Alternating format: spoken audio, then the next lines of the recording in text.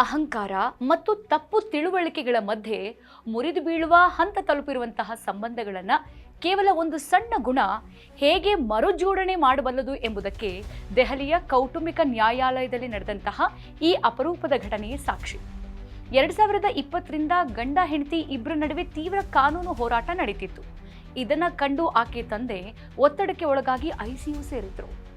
ಅತ್ತ ಮಾವನ ಅನಾರೋಗ್ಯ, ಇಡೀ ಕುಟುಂಬದ ಕಷ್ಟದ ಪರಿಸ್ಥಿತಿಯ ವಿಷಯ ತಿಳಿದ ತಕ್ಷಣ ಅಳಿಯ ಕೋರ್ಟ್ ಕೇಸ್ ಮತ್ತು ಎಲ್ಲಾ ದ್ವೇಷಗಳನ್ನ ಸಂಪೂರ್ಣವಾಗಿ ಬದಿಗಿಟ್ಟು ಆಸ್ಪತ್ರೆಗೆ ಧಾವಿಸಿದ. ಆ ಸಮಯದಲ್ಲಿ ಅಳಿಯನಾಗಲ್ಲ, ಒಬ್ಬ ಜವಾಬ್ದಾರಿಯುತ ಮಗನಾಗಿ ನಿಂತ.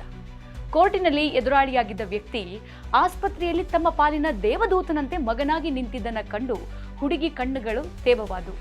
ಮರುದಿನ ವಕೀಲರು ತಮ್ಮ ವಾದ ಮಂಡಿಸೋಕೆ ಬಂದಾಗ ಆ ಮಹಿಳೆ ವಿಚ್ಛೇದನ ಅರ್ಜಿ ಪತ್ರಗಳನ್ನ ಎಲ್ಲರ ಮುಂದೆ ಹರಿದು ಹಾಕಿ ತನ್ನ ಗಂಡನನ್ನ ಎಲ್ಲರ ಮುಂದೆ ಗಟ್ಟಿಯಾಗಿ ಅಪ್ಕೊಂಡ್ಳು. ನೋಡಿ, ಒಂದು ಸಣ್ಣ ಗುಣ ಮಾನವೀಯತೆ ಮತ್ತು ಸಂಬಂಧವನ್ನ ಹೇಗೆ ಸೇರಿಸ್ತು ಅನ್ನೋದನ್ನ ಇಲ್ಲಿ ನೋಡಬಹುದು.